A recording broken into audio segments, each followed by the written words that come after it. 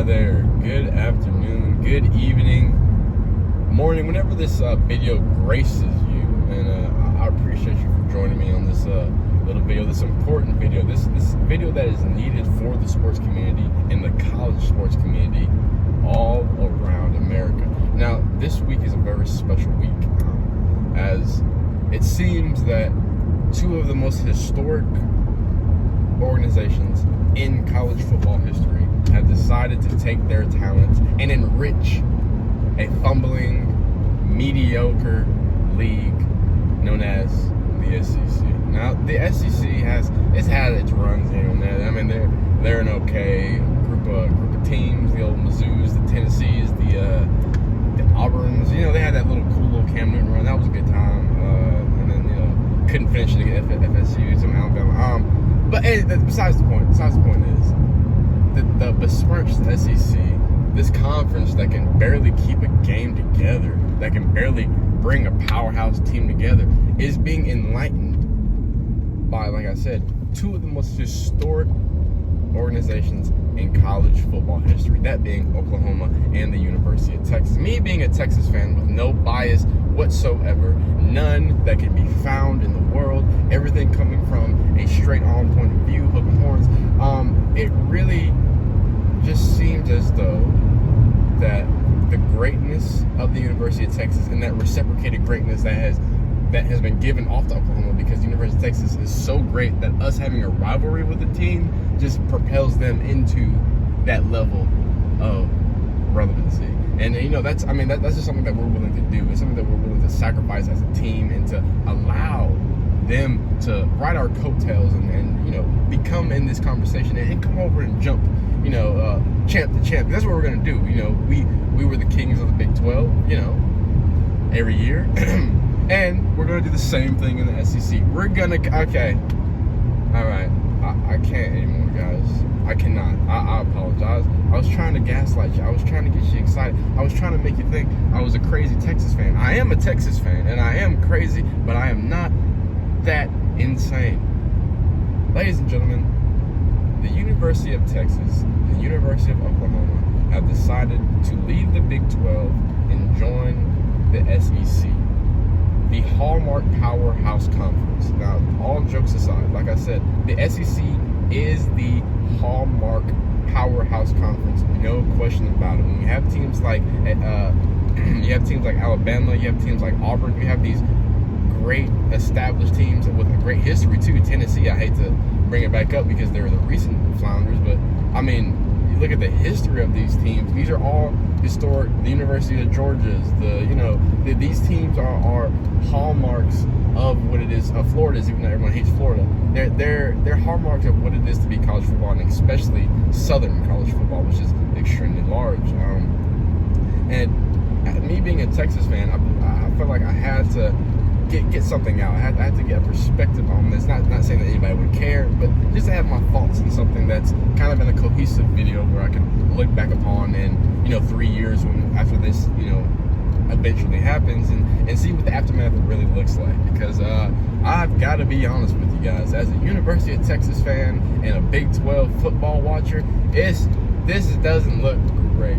This doesn't not look great. So let's just break it down, right? Let's start from Oklahoma. Me being a Texas fan, I feel Oklahoma, like I said, I'm a Big 12 watcher, they have the best fit out of all Big 12 teams, because I don't even want to talk about Big 12 because that's going to be a whole different video. We're going to talk about their conference. But just talking about this movement, Oklahoma is the best equipped Big 12 team. I don't want to say the best equipped team, because that's probably Ohio State or Clemson. Most likely Clemson, the best equipped team to survive in the SEC. But they are the most equipped Big 12 team to survive in the SEC. I said survive.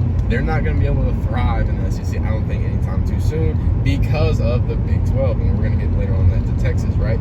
But the thing that's great about Oklahoma is all the the Jordan signings, the Jalen Hurts, the Kyler Murrays, the being in the only Big 12 team to get to the college football playoff. These are great for their recruits. Lincoln Riley's high-powered offense keeps pushing recruits in, and keeps getting him eyes at the NFL level. And this only adds more fire to the flame with their recruitments. I believe Oklahoma finished with a top 10 recruitment class regardless. without this being said, but this is also going to boost their recruitment again. And when I go back to say, when I say, SEC built team, right?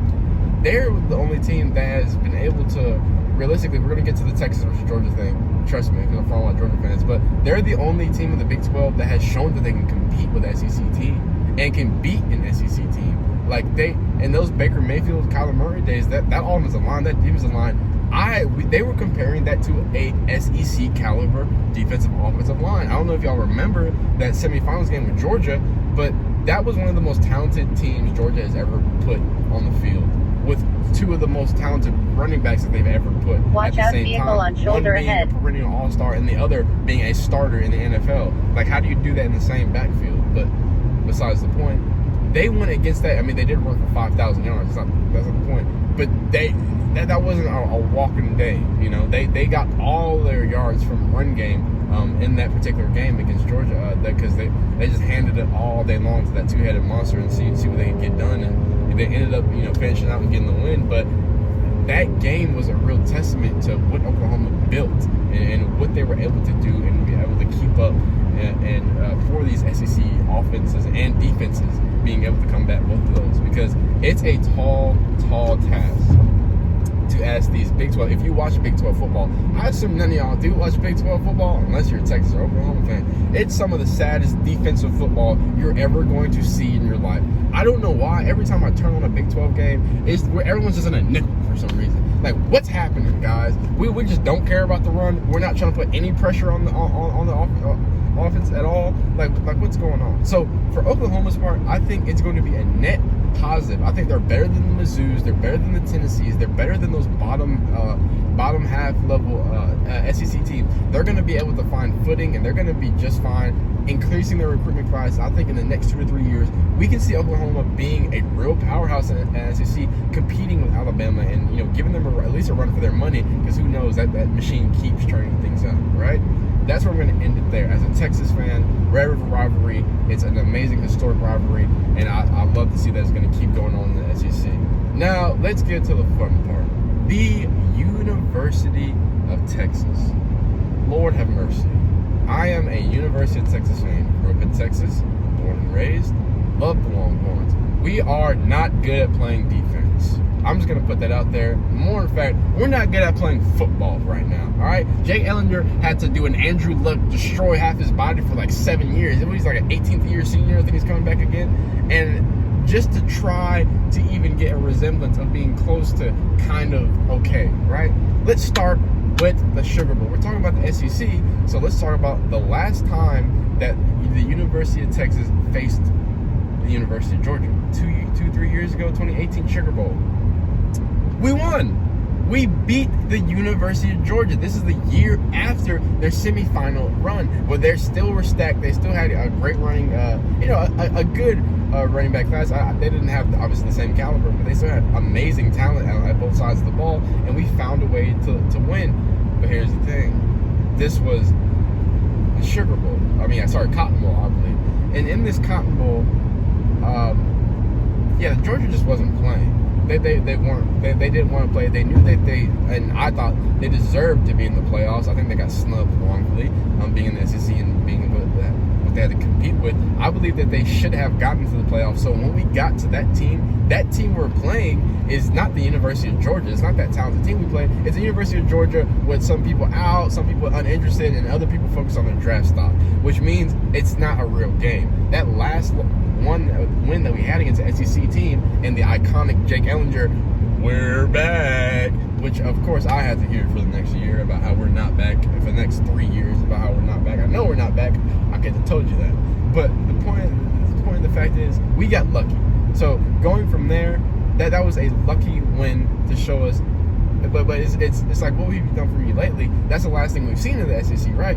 But if you watch Big 12 football, you know there is no chance, that there is not a hamster's chance in a blender that Texas can survive in the SEC. Let's break it down, right? Back to the defense, right? Oklahoma's defense is a Big 12 defense as well. They run a lot of, rover linebackers, Dwayne Buchanan style guys, Tyrann Matthew style guys. it's essential to have one of those guys in the Big 12 offense because you're trying to be able to always stop spread offenses, but also being able to not be a liability on the run stoppability as well. So with that, you get those nickels, those big, those smaller packages, and with that, you get smaller, faster linebackers and DB and smaller or DBs that aren't really ready to come downhill and meet people in the run game. In the SEC, that's all there is. That's all there is, and the SEC front boxes, no matter if it's a Tennessee or Mizzou, there is talent there. That's one thing that you have to say about the SEC. There's always going to be a talented front seven on the defense or a front five on the offensive line because that's what they churn out in the South. I mean, great offensive line, great interior. No matter what, we're going to have some size and some talent in those areas. Texas has struggled in recruiting anything in that realm. I think the last first round draft pick, I believe Brown going to the Patriots, last first round defensive line pick that we had. And Texas used to send defensive linemen like 3 a year first round. I mean, not 3 a year, but obviously with a lot more off the defensive and interior outside, people would go ahead and get to that next level. And that's just a testament to the level of play that we were playing at. To keep it short and simple, our defense is terrible. We have a new head coach. Our offense hasn't been able to keep the ball in their hands for more than 5 minutes. Texas is going to struggle in the SEC for at least 3 years.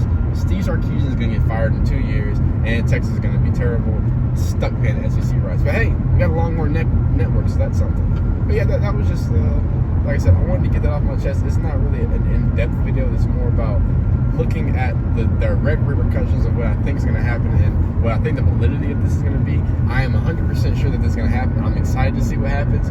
But as a Texas fan, we're in for a long, long ride. On to the SEC, man. You have a great day.